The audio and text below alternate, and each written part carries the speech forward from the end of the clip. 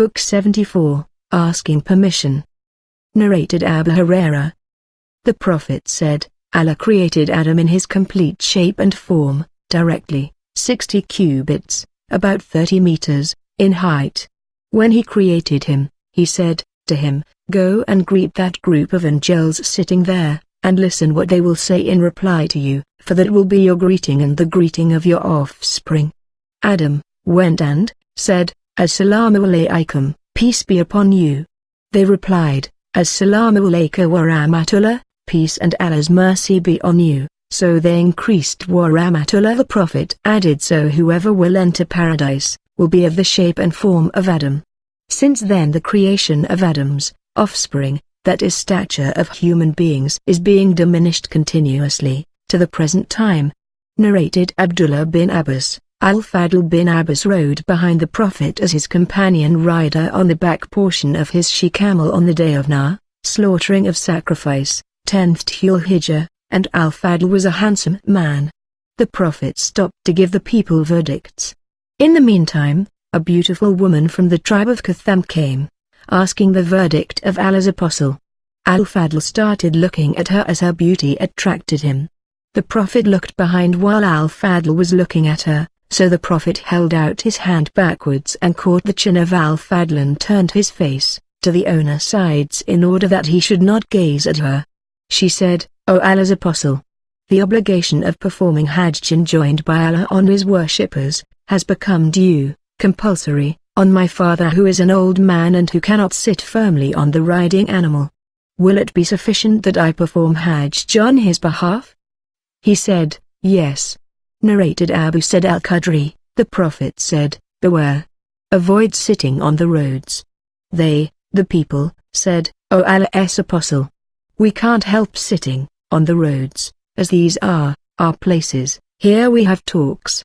The Prophet said, if you refuse but to sit, then pay the road its right. They said, what is the right of the road, O Allah's apostle? He said, lowering your gaze, refraining from harming others, returning greeting, and enjoining what is good, and forbidding what is evil.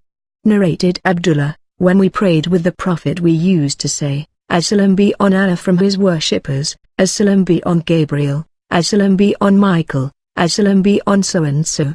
When the Prophet finished his prayer, he faced us and said, Allah himself is As-salam, peace. So when one sits in the prayer, one should say, At-tahiyyatu lillahi wa salawatu. Wattibatu, Assalamu alaikum ayyuhan nabiy wa rahmatullahi wa barakatuh, Assalamu alayna wa la ibadihi salihin, for if he says so, then it will be for all the pious slave of Allah in the heavens and the earth.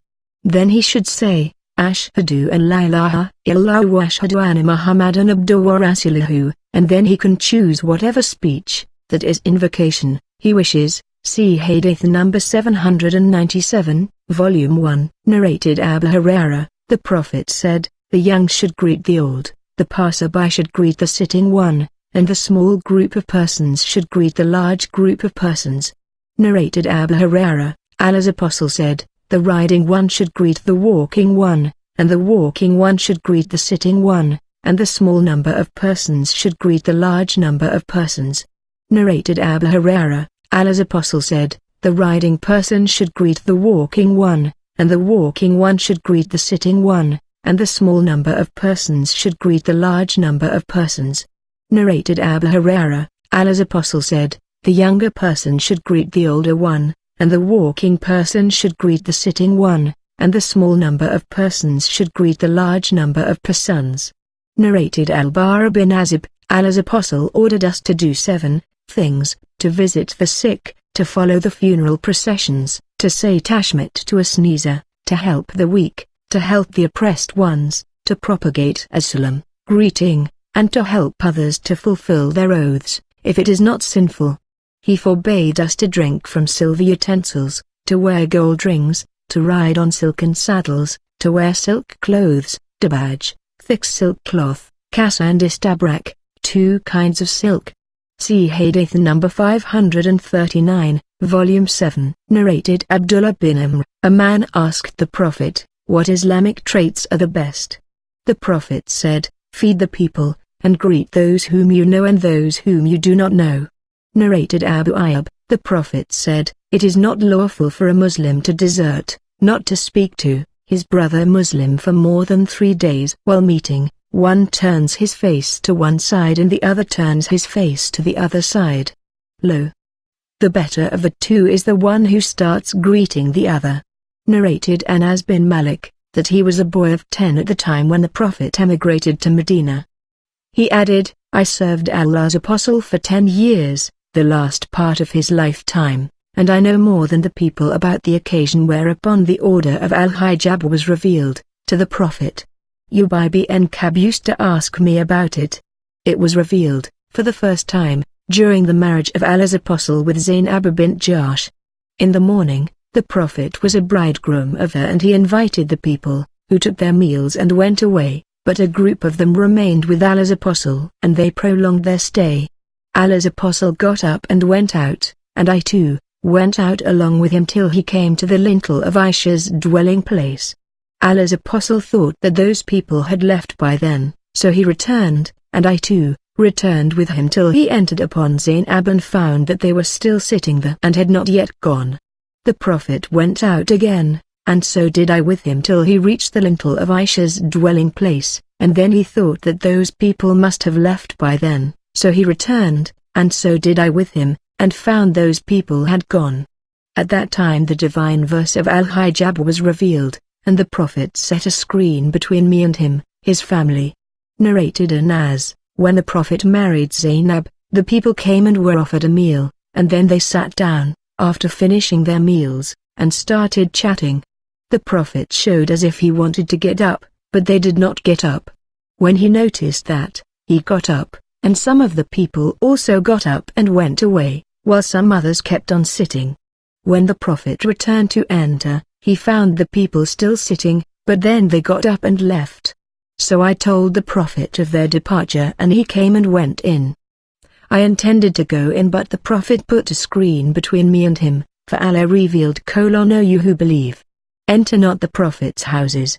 33.53 Narrated Aisha, the wife of the Prophet, Umar bin al-Khattab used to say to Allah's Apostle, let your wives be veiled, but he did not do so.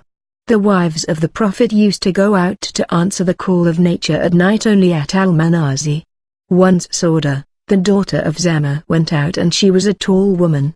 Umar bin al-Khattab saw her while he was in a gathering, and said, I have recognized you, O Sauda. He, Umar, said so as he was anxious for some divine orders regarding the veil, the veiling of women, so Allah revealed the verse of veiling. Al-Hijab, a complete body cover excluding the eyes. See Hadith number 148, Volume 1. Narrated Sal bin Sa'ad, a man peeped through a round hole into the dwelling place of the Prophet, while the Prophet had a midri, an iron comb, with which he was scratching his head. The Prophet said, had known you were looking, through the hole, I would have pierced your eye with it, that is, the comb. Verily, the order of taking permission to enter has been enjoined because of that sight, that one should not look unlawfully at the state of others. See Hadith number 807, Volume 7. Narrated Anas bin Malik, a man peeped into a room of the Prophet. The Prophet stood up, holding an arrowhead. It is as if I am just looking at him, trying to stab the man. Narrated Ibn Abbas, I have not seen a thing resembling lamam, minor sins, than what Abu Hurairah narrated from the Prophet, who said Allah has written for Adam's son his share of adultery which he commits inevitably. The adultery of the eyes is the sight, to gaze at a forbidden thing, the adultery of the tongue is the talk, and the inner self wishes and desires and the private parts testify all this or deny it. Narrated Anas, whenever Allah's Apostle greeted somebody, he used to greet him 3 times, and if he spoke a sentence, he used to repeat it thrice. Narrated Abu Sa'id al-Khudri, while I was present in one of the gatherings of the Ansar, Abu Musa came as if he was scared, and said, I asked permission to enter upon Umar 3 times, but I was not given the permission, so I returned. When Umar came to know about it, he said to Abu Musa, why did you not enter? Abu Musa replied, I asked permission 3 times, and I was not given it, so I returned, For Allah's Apostle said, if any one of you asks the permission to enter thrice, and the permission is not given, then he should return. Ammar said, by Allah, we will ask Abu Musa to bring witnesses for it. Abu Musa went to a gathering of the Ansar and said, did anyone of you hear this from the Prophet? Ubay bin Ka'b said, by Allah, none will go with you but the youngest of the people, as a witness. Abu said, was the youngest of them, so I went with Abu Musa and informed Ammar that the Prophet had said so. See Hadith number 277, Volume 3, narrated Abu Hurairah, I entered the house, along with Allah's Apostle. There he found milk in a basin. He said, O Abu Hurairah, go and call the people of Safa to me. I went to them and invited them. They came and asked permission to enter, and when it was given, they entered. See Hadith number 459 for details. Narrated Anas bin Malik, that he passed by a group of boys and greeted them and said, the Prophet used to do so. Narrated Abu Hazim, Sal said, we used to feel happy on Fridays. I asked Sal, why? He said, there was an older man of our acquaintance who used to send somebody to Bada'a. Ibn Maslama said, Bada'a was a garden of date palms at Medina. She used to pull out the silk, a kind of vegetable, from its roots and put it in a cooking pot, adding some powdered barley over it, and cook it. After finishing the Jumu'ah, Friday, prayer, we used to pass by her and greet her, whereupon she would present us with that meal, so we used to feel happy because of that. We used to have neither a midday nap, nor meals, except after the Friday prayer. See Hadith number 60, Volume 2, narrated Aisha, Allah's Apostle said, O Aisha, this is Gabriel sending his greetings to you. I said, peace, and Allah's mercy be on him, Gabriel. You see what we do not see. She was addressing Allah's Apostle. Narrated Jabir, I came to the Prophet in order to consult him regarding my father's debt. When I knocked on the door, he asked, who is that? I replied, I. He said, I. He repeated it as if he disliked it. Narrated Abu Hurairah, a man entered the mosque while Allah's Apostle was sitting in one side of the mosque. The man prayed, came, and greeted the Prophet. Allah's Apostle said to him, Wa alaykus salam, returned his greeting. Go back and pray as you have not prayed properly. The man returned, repeated his prayer, came back and greeted the Prophet. The Prophet said, Wa alaykus salam, returned his greeting. Go back and pray again as you have not prayed properly. The man said at the second or third time, O Allah's Apostle, kindly teach me how to pray. The Prophet said, when you stand for prayer, perform ablution properly and then face the Qibla and say Takbir, Allahu Akbar, and then recite what you know from the Quran, and then bow with calmness till you feel at ease, then rise from bowing, till you stand straight, and then prostrate calmly, and remain in prostration, till you feel at ease, and then raise your head, and sit with calmness till you feel at ease, and then prostrate with calmness, and remain in prostration, till you feel at ease, and then raise your head, and sit with calmness till you feel at ease in the sitting position, and do likewise in whole of your prayer. And Abu Usama added, till you stand straight. See Hadith number 759, Volume 1, narrated Abu Hurairah, the Prophet said, in the above narration number 268, and then raise your head till you feel at ease while sitting. Narrated Aisha, that the Prophet said to her, Gabriel sends salam, greetings, to you. She replied, Wa alayhi assalam wa rahmatullah. Peace and Allah's mercy be on him. Narrated Awwab bin Az-Zubair, Usama bin Zayd said, the Prophet rode over a donkey with a saddle underneath which there was a thick soft fadakiya velvet sheet. Usama bin Zayd was his companion rider, and he was going to pay a visit to Sa'd bin Ubadah, who was sick, at the dwelling place of Bani al-Harith bin al-Khazraj, and this incident happened before the Battle of Badr.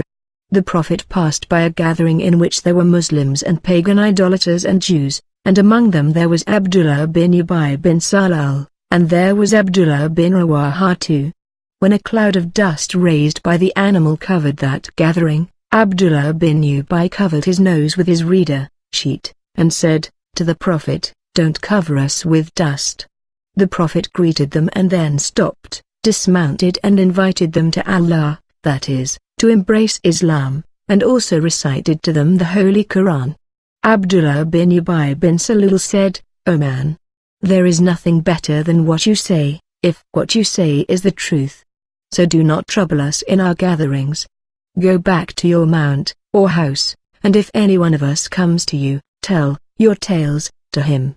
On that Abdullah bin Rawaha said, "O Allah's Apostle, come to us and bring it what you want to say, in our gatherings, for we love that." So the Muslims, the pagans and the Jews started quarreling till they were about to fight and clash with one another. The Prophet kept on quietening them, till they all became quiet. He then rode his animal, and proceeded till he entered upon Sa'd bin Ubadah. He said, "O Sa'd, didn't you hear what Abu Habab said?" He meant Abdullah bin Ubay. He said so and so. Sa'd bin Ubadah said, "O Allah's Apostle, excuse and forgive him, for by Allah, Allah has given you what he has given you." The people of this town decided to crown him as their chief, and make him their king.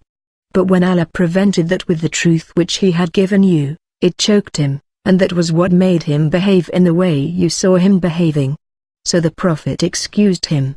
Narrated Abdullah bin Ka'b, I heard Ka'b bin Malik narrating, when he did not join the battle of Tabuk, Allah's Apostle forbade all the Muslims to speak to us.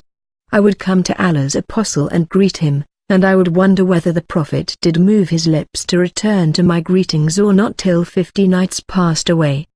The Prophet then announced to the people, Allah's forgiveness for us, acceptance of our repentance, at the time when he had offered the Fajr, morning, prayer. Narrated Aisha, a group of Jews came to Allah's Apostle and said, Assalamu alayka, death be on you, and I understood it and said to them, Alaykum as-samu wal lana, death and curse be on you. Allah's Apostle said, be calm. O Aisha, for Allah loves that one should be kind and lenient in all matters. I said, O Allah's Apostle, haven't you heard what they have said? Allah's Apostle said, I have, already, said, to them, Alaykum, upon you. Narrated Abdullah bin Amr, Allah's Apostle said, when the Jews greet you, they usually say, Assalamu alaykum, death be on you, so you should say, in reply to them, Wa alaykum, and on you. Narrated Anas bin Malik, the Prophet said, if the people of the scripture greet you, then you should say, in reply, Wa alaykum, and on you.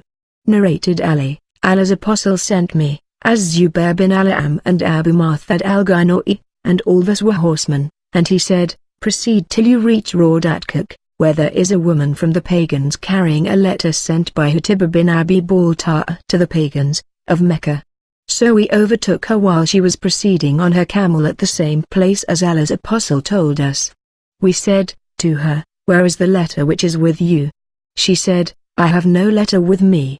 So we made her camel kneel down and searched her mount, baggage etc., but could not find anything. My two companions said, we do not see any letter. I said, I know that Allah's Apostle did not tell a lie. By Allah, if you, the lady, do not bring out the letter, I will strip you of your clothes. When she noticed that I was serious, she put her hand into the knot of her waist sheet, for she was tying a sheet round herself, and brought out the letter. So we proceeded to Allah's Apostle with the letter.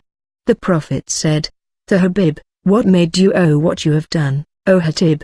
Hatib replied, I have done nothing except that I believe in Allah and his Apostle, and I have not changed or altered my religion.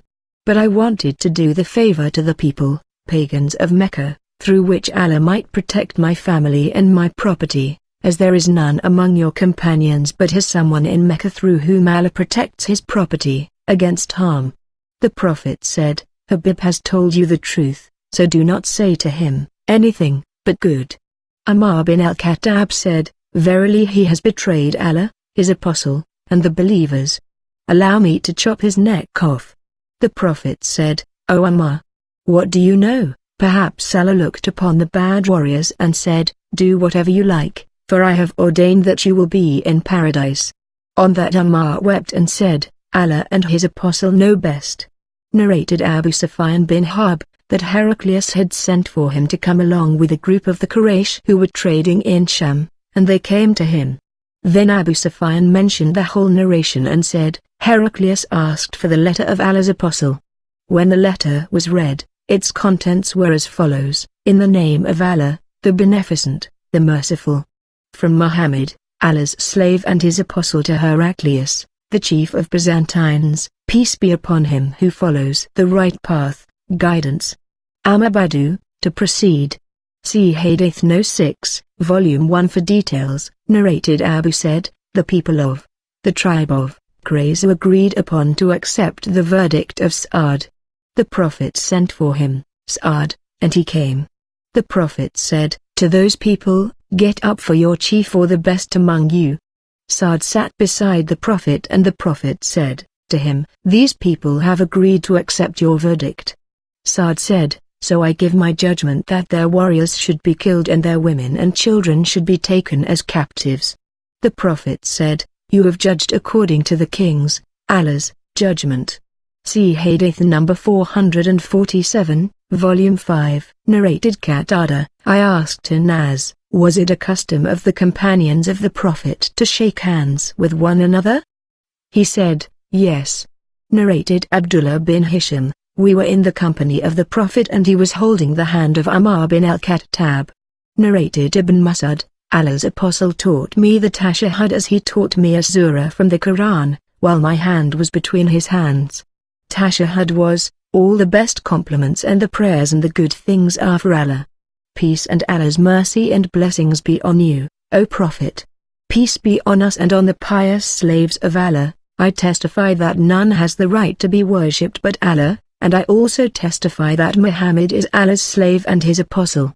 We used to recite this in the prayer, during the lifetime of the Prophet, but when he had died, we used to say, Peace be on the Prophet. Narrated Abdullah bin Abbas, Ali bin Abu Talib came out of the house of the Prophet during his fatal ailment. The people asked, Ali, O Abu Hussein, how is the health of Allah's apostle this morning? Ali said, This morning he is better, with the grace of Allah. Al-Abbas held Ali by the hand and said, Don't you see him, about to die? By Allah, within 3 days you will be the slave of the stick, that is, under the command of an Other ruler. By Allah, I think that Allah's apostle will die from his present ailment, for I know the signs of death on the faces of the offspring of Abdul Muttalib. So let us go to Allah's apostle to ask him who will take over the caliphate. If the authority is given to us, we will know it, and if it is given to somebody else we will request him to recommend us to him. Ali said, By Allah, if we ask Allah's apostle for the rulership and he refuses, then the people will never give it to us. Besides, I will never ask Allah's apostle for it. See Hadith No. 728, Volume 5. Narrated Mu'ad, while I was a companion rider with the Prophet he said, O Mu'ad. I replied, Labbaik wa Sadiq. He repeated this call 3 times and then said, Do you know what Allah's right on his slaves is? I replied, No. He said, Allah's right on his slaves is that they should worship him alone, and should not join partners in worship with him. He said, O Mu'ad. I replied, Labbaik wa Sadiq. He said, Do you know what the right of Allah's salves on Allah is? If they do that, worship him alone and join none in his worship? It is that he will not punish them. Narrated Mu'ad, as above, number 283. Narrated Abu Dar, while I was walking with the Prophet at the Hira of Medina in the evening, the mountain of Uhud appeared before us. The Prophet said, O Abu Dar, I would not like to have gold equal to Uhud mountain, for me, unless nothing of it, not even a single dinar remains of it with me, for more than 1 day or 3 days, except that single dinar which I will keep for repaying debts. I will spend all of it, the whole amount, among Allah's slaves like this and like this and like this. The Prophet pointed out with his hand to illustrate it and then said, O Abu Dar. I replied, Labbaik wa Sadiq, O Allah's apostle. He said, Those who have much wealth, in this world, will be the least rewarded, in the hereafter, except those who do like this and like this, that is, spend their money in charity. Then he ordered me, "Remain at your place and do not leave it, O Abu Dar, till I come back." He went away till he disappeared from me.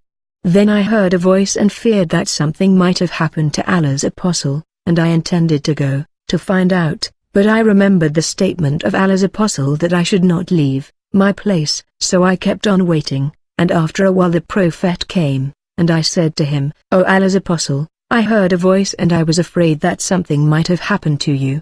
But then I remembered your statement and stayed there."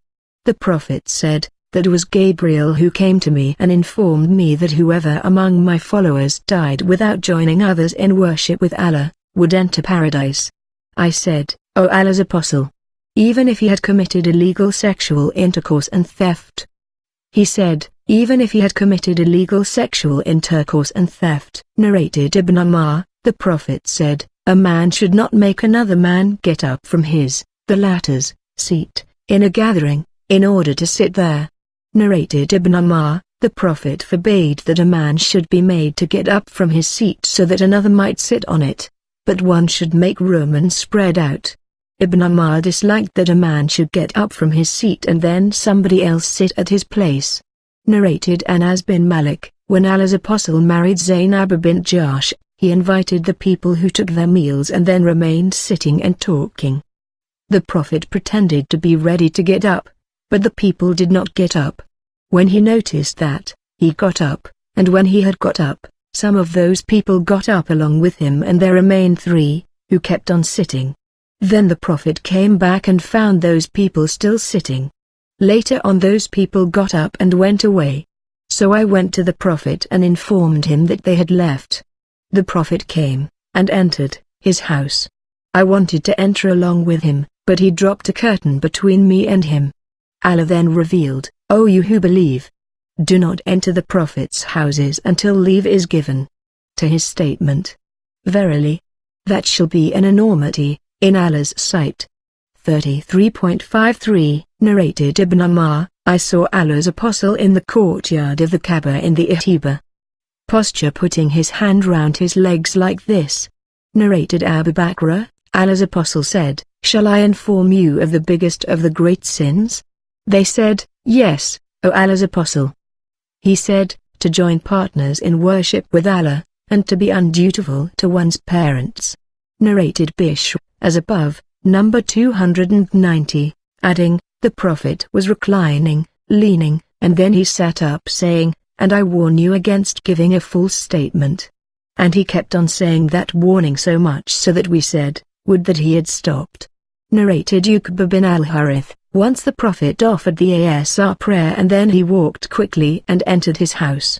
Narrated Aisha, Allah's apostle used to offer his prayer, while standing, in the midst of the bed, and I used to lie in front of him between him and the Qibla if I had any necessity for getting up, and I used to dislike to get up and face him, while he was in prayer, but I would gradually slip away from the bed. Narrated Abdullah bin Amr, the news of my fasting was mentioned to the Prophet. So he entered upon me and I put for him a leather cushion stuffed with palm fibers. The Prophet sat on the floor and the cushion was between me and him. He said to me, "Isn't it sufficient for you, that you fast 3 days a month?" I said, "O Allah's apostle, I can fast more than this." He said, "You may fast 5 days a month." I said, "O Allah's apostle, I can fast more than this." He said, "You may fast 7 days." I said, "O Allah's apostle." He said, 9. I said, "O Allah's apostle." He said, 11. I said, "O Allah's apostle." He said, "No fasting is superior to the fasting of the Prophet David, which was 1/2 of a year, and he used to fast on alternate days." See Hadith number 300, Volume 3. Narrated Ibrahim, Al-Qama went to Sham and came to the mosque and offered a 2-rakat prayer, and invoked Allah, "O Allah, bless me with a pious, good companion." So he sat beside Abu Darda, who asked, "From where are you?" He said, "From the people of Kufa." Abu Darda said, "Wasn't there among you the person who keeps the secrets of the Prophet, which nobody knew except him, that is, Hudayfa bin al-Yaman?" And isn't there among you the person whom Allah gave refuge from Satan through the request, tongue, of Allah's apostle? That is, Amma. Isn't there among you the one who used to carry the sawak and the cushion, or pillows, of the prophets? That is, Ibn Mas'ud. How did Ibn Mas'ud used to recite by the night as it conceals the light? Surah 92. Al-Qamah said, Waddakari Valuntha, and by male and female, Abu ad-Darda added. These people continued to argue with me regarding it till they were about to cause me to have doubts, although I heard it from Allah's apostle. Narrated Sal bin Sa'd, we used to have a midday nap and take our meals after the Jumu'ah prayer. Narrated Sal bin Sa'd, there was no name dearer to Ali than his nickname Abu Turab, the father of dust. He used to feel happy whenever he was called by this name. Once Allah's apostle came to the house of Fatima but did not find Ali in the house. So he asked, where is your cousin? She replied, there was something, a quarrel, between me and him, whereupon he got angry with me and went out without having a midday nap in my house. Allah's apostle asked a person to look for him.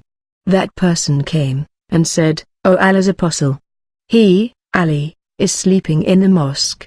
So Allah's apostle went there and found him lying. His upper body cover had fallen off to one side of his body, and so he was covered with dust. Allah's apostle started cleaning the dust from him, saying, Get up, O Abu Turab. Get up, Abu Turab. See Hadith number 432, Volume 1. Narrated Thamama, Anas said, Sulaim used to spread a leather sheet for the Prophet and he used to take a midday nap on that leather sheet at her home. Anas added, when the Prophet had slept, she would take some of his sweat and hair and collect it, the sweat, in a bottle and then mix it with suk, a kind of perfume, while he was still sleeping. When the death of Anas bin Malik approached, he advised that some of that suk be mixed with his hanat, perfume for embalming the dead body, and it was mixed with his hanat. Narrated Anas bin Malik, whenever Allah's apostle went to Kufa, he used to visit Haram bint Malhun who would offer him meals, and she was the wife of Ubadah bin Az-Samit. One day he went to her house and she offered him a meal, and after that he slept, and then woke up smiling. She, Haram, said, I asked him, what makes you laugh, O Allah's apostle? He said, some people of my followers were displayed before me as warriors fighting for Allah's cause and sailing over this sea, kings on thrones, or said, like kings on thrones. The narrator, Ishaq, is in doubt about it. I, Haram, said, O Allah's apostle, invoke Allah that he may make me one of them. He invoked Allah for her and then lay his head and slept again and then woke up smiling. I asked, what makes you laugh, O Allah's apostle? He said, some people of my followers were displayed before me as warriors fighting for Allah's cause and sailing over this sea, kings on the thrones, or said, like kings on the thrones. I, Haram, said, O Allah's apostle, invoke Allah that he may make me one of them. He said, you will be amongst the first ones. It is said that Haram sailed over the sea at the time of Mu or Iyur, and on coming out of the sea, she fell down from her riding animal and died. Narrated Abu Sa'id al-Khudri, the Prophet forbade two kinds of dresses and two kinds of bargains, ishtamal as-sama, and al-hiba in one garment with no part of it covering one's private parts. The two kinds of bargains were, al-milamaza and al-munaboda. Narrated Aisha.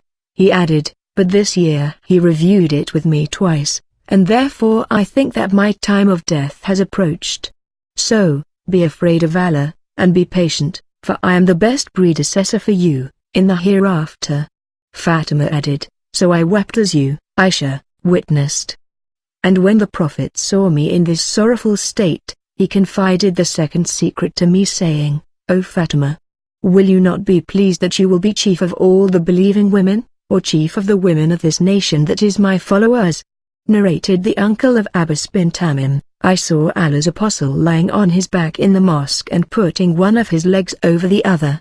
Narrated Abdullah, the Prophet said, when three persons are together, then no two of them should hold secret counsel excluding the third person. Narrated Anas bin Malik, the Prophet confided to me a secret which I did not disclose to anybody after him. and Sulaim asked me about that secret, but I did not tell her. Narrated Abdullah, the Prophet said, when you are 3 persons sitting together, then no 2 of you should hold secret counsel excluding the 3rd person until you are with some other people too, for that would grieve him. Narrated Abdullah, one day the Prophet divided and distributed something amongst the people, whereupon an Ansari man said, in this division Allah's countenance has not been sought. I said, by Allah, I will go and inform the Prophet. So I went to him while he was with a group of people, and I secretly informed him of that, whereupon he became so angry that his face became red, and he then said, may Allah bestow his mercy on Moses, for he was hurt more than that, yet he remained patient. Narrated Anas, the Iqamah for the prayer was announced while a man was talking to Allah's apostle privately. He continued talking in that way till the Prophet's companions slept, and afterwards the Prophet got up and offered the prayer with them. Narrated Salim's father, the Prophet said, do not keep the fire burning in your houses when you go to bed. Narrated Abu Musa, one night a house in Medina was burnt with its occupants. The Prophet spoke about them, saying, this fire is indeed your enemy, so whenever you go to bed, put it out to protect yourselves. Narrated Jabir bin Abdullah, Allah's apostle said, at bedtime, cover the utensils, close the doors, and put out the lights, lest the evil creature, the rat, should pull away the wick and thus burn the people of the house. Narrated Jabir, Allah's apostle said, when you intend going to bed at night, put out the lights, close the doors, tie the mouths of the water skins, and cover your food and drinks. Hamnam said, I think he, the other narrator, added, even with piece of wood across the utensil. Narrated Abu Hurairah, the Prophet said 5 things are in accordance with al-fitra, that is the tradition of prophets, to be circumcised, to shave the pelvic region, to pull out the hair of the armpits, to cut short the moustaches, and to clip the nails. Narrated Abu Hurairah, Allah's apostle said the Prophet, Abraham circumcised himself after he had passed the age of 80 years and he circumcised himself with an adze. Narrated Said bin Jubair, Ibn Abbas was asked, how old were you when the Prophet died? He replied, at that time I had been circumcised. At that time, people did not circumcise the boys till they attained the age of puberty. Said bin Jubair said, Ibn Abbas said, when the Prophet died, I had already been circumcised. Narrated Abu Hurairah, Allah's apostle said, whoever among you takes an oath wherein he says, by Al-Lat and Al-Uzza, names of 2 idols worshipped by the pagans, he should say, none has the right to be worshipped but Allah, and whoever says to his friend, come, let me gamble with you, he should give something in charity. See Hadith number 645. Narrated Ibn Umar, during the lifetime of the Prophet I built a house with my own hand so that it might protect me from the rain and shade me from the sun, and none of Allah's creatures assisted me in building it. Narrated, Amr ibn Umar said, by Allah, I have not put a brick over a brick, that is constructed a building, or planted any date palm tree since the death of the Prophet. Sufyan, the sub-narrator, said, I told this narration, of Ibn Umar, to one of his, Ibn Umar's, relatives, and he said, by Allah, he did build something. Sufyan added, I said, he must have said, the above narration, before he built